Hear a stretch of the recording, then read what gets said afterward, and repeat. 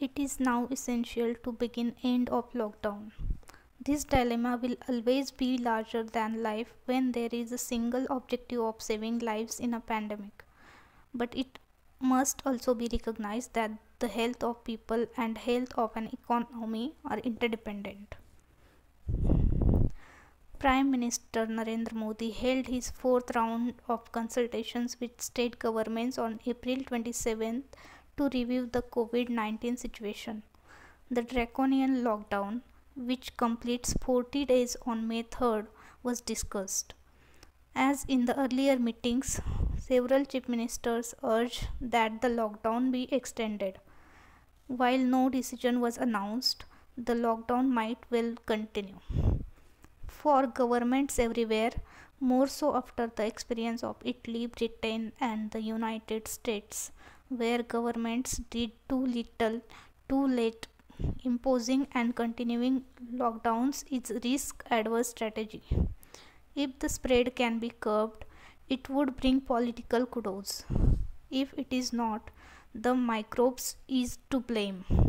It is the equivalent of a one-way option in financial market where you cannot lose. There is even more attractive now as it conforms to herd behavior by governments worldwide. Of course, exit from a lockdown poses a real dilemma for governments. It is about decision making under high uncertainty, which requires conviction and confidence. This dilemma will always be larger than life when there is a single objective of saving lives in a pandemic. But it must also be recognized that the health of people and the health of an economy are interdependent, where both shape the well being of people. Thus, saving livelihoods is an equally important objective. Obviously, getting sick and going hungry cannot be an either or choice. Everyone would prefer to stay healthy and be well fed. It is the role of governments to strike a balance and reconcile these two objectives rather than juxtapose them as conflicting, requiring a choice to be made. Lockdowns combined with mass testing, contact tracing, containment zones, mandatory quarantines can only slow down the speed at which the infection spreads. This might help in countries where public health facilities are robust, yet not adequate for large numbers. But our public health system is poor and could never suffice for our large population if the pandemic spreads. There is no vaccinate. From development through trials to production will be at least 1 year and far longer before it becomes available in sufficient quantities for our massive population. It is now absolutely essential to begin the process of exit from the lockdown. For one, it would enable the government to find some balance between the twin objectives of saving lives and saving livelihoods. For another, it would help restart the economy, which has been almost completely shut down, and the collateral damage is bound to be far greater if the lockdown is extended. A calibrated, planned, and phased exit could also help manage the spread of the virus. So far, morbidity and mortality associated with COVID 19 in India has been much lower than elsewhere in the world. This is possibly attributable to our immune systems, which have antibodies that could be effective in resisting the virus. After all, millions of migrants stranded in megacities or relief camps in cramped spaces have not caught the virus through contagion in large numbers. It suggests that there are already some elements of herd immunity in India that would grow stronger as the lockdown is lifted slowly. The economic and social consequences of the lockdown have been severe. A large proportion of the self employed Casual workers on daily wages and informal workers, who constitute 90% of the total workforce, have lost their livelihoods. Demand has dropped sharply as employment has contracted. Supply has been strangled by the massive reduction in output.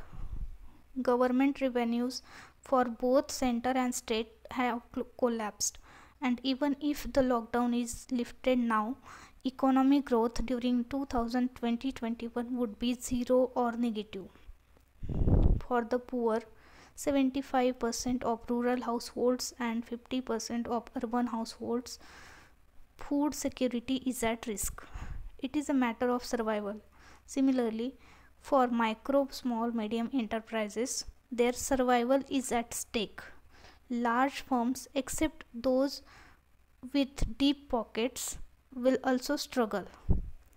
Whatever the government might stipulate, most firms will find it difficult to pay the wages of their employees, for those will only add to their cash losses during the lockdown. Healthcare for patients, except those with COVID-19, has diminished in terms of both access and quality.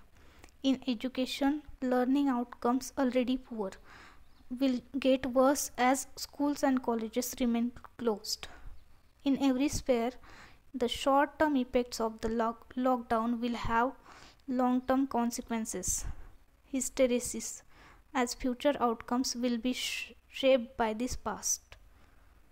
For the economy, the sooner the lockdown is lifted, the better.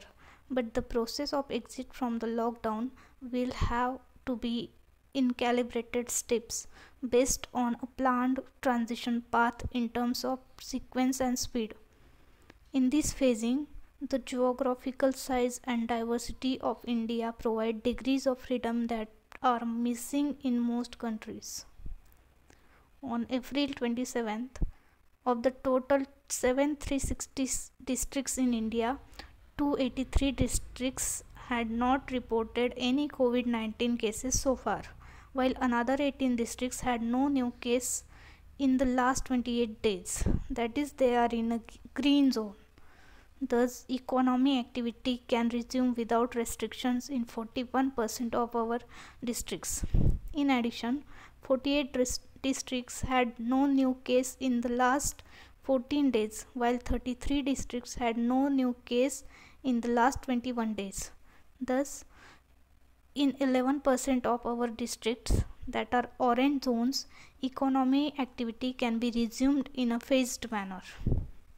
Similarly, on April 27, there were 9 states in descending order of numbers that had more than 1,000 infections: Maharashtra, Gujarat, Delhi, Rajasthan, MP, Tamil Nadu, UP, Andhra Pradesh and Telangana. Taken together, they accounted for 80% of the infections and 57% of the population in India.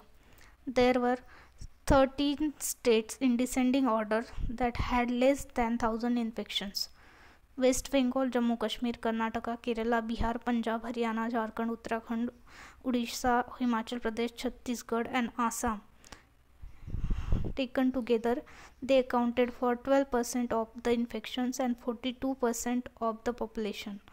The distribution of green, orange and red zone districts among states is uneven. The distribution of economic activity across states is also unequal. Even so, there are possibilities. Economic activity can be resumed in districts without infections and in green zones. The orange zone districts can be brought in as they turn green.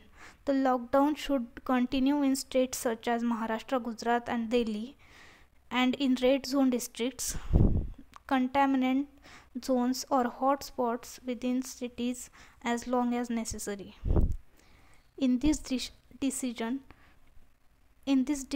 to begin exit from the lockdown, PM Modi will need to act with the same confidence as he did when imposing the lockdown.